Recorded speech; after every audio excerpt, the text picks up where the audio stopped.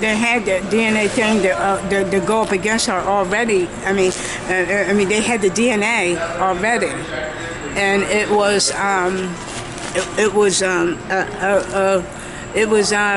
they had the DNA already, but they had to connect it. And so when they did eventually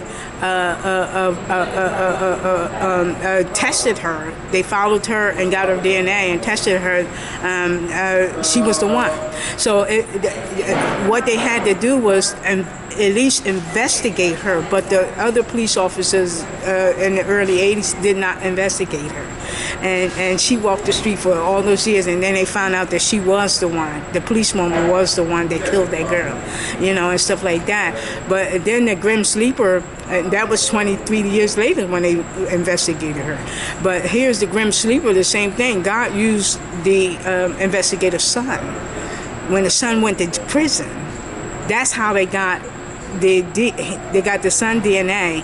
And they was like, hey, did you do these murders to these girls, these black girls out in California? And he was like, no. And he said, well, who else got your DNA? He said, my father or whatever. And they went investigate the father. And the father was the Grim Sleeper, and they arrested him. And see, God can use anybody. God is just sitting there waiting.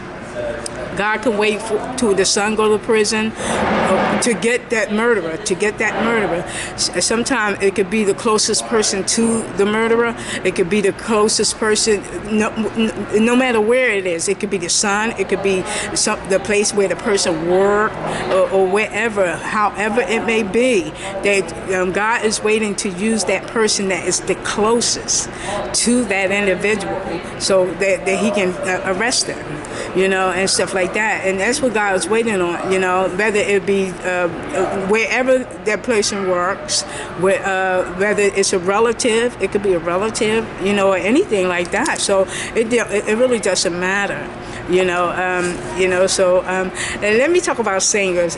Tina Marie. Barry Gordy had said something really interesting about Tina Marie and the Tina Marie story, that she outsung the black girls, and to me,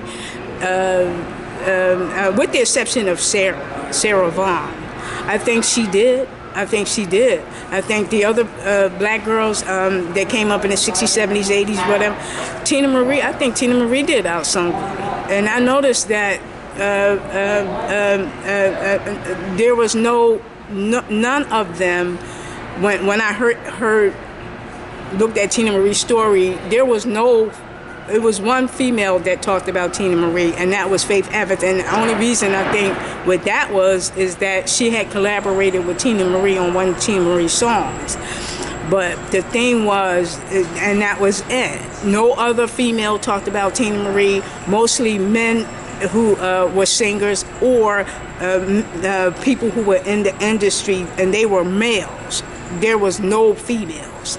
No females talking about Tina Marie whatsoever. And I noticed that there was no collaborations throughout the years with Tina Marie either. No collaborations, no talk about Tina Marie. The fans were the ones that talked about her, and people who were in entertainment, like comedy or something like that. They're the ones that would usually talk about Tina Marie. There was no singers that really talked about Tina Marie. None. And I think the reason is because they stayed away from Tina Marie, because they knew that Tina Marie can sing and possibly outsing them.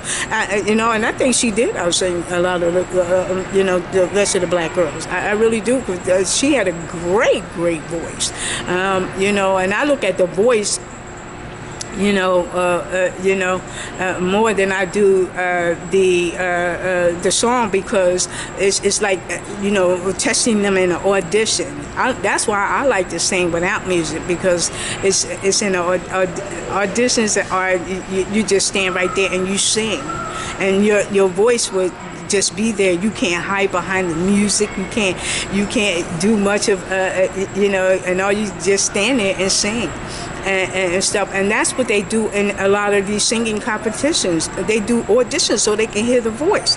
So there's no music there. You can't hide behind the music. They want to hear that voice, how well you carry a song, and they want to hear that voice. And so that's why auditions are there. So that they want to hear that voice, and I love to sing without music because it helps me to because you can't always get a musician. I don't play a musician, music, so instrument. So so I was like, well, the hell with the playing an instrument. I just sing, and that's what I do well. I do that well, and stuff like that. So I don't need an instrument. I just pull the song out of a hat and sing, man, and that's what I do best, man. That's what I do best. And it's okay to do that, because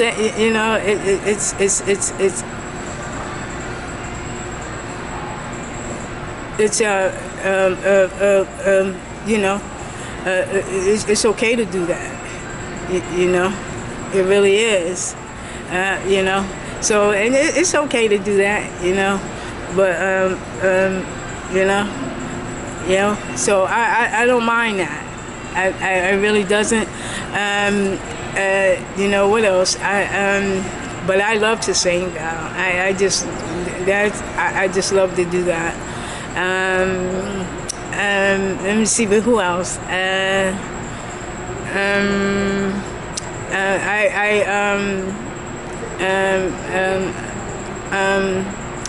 So many people have passed, and stuff like that. Paul Mooney have passed, Delphine passed, Betty White passed in 2021. So many people pass, and I'm like, well, what's going on? It's like at first it was the singers, then friends, comedians, people on TV, and it's like, man, and people who I like, and stuff like that, and I'm like, what's going on? What else? Who else?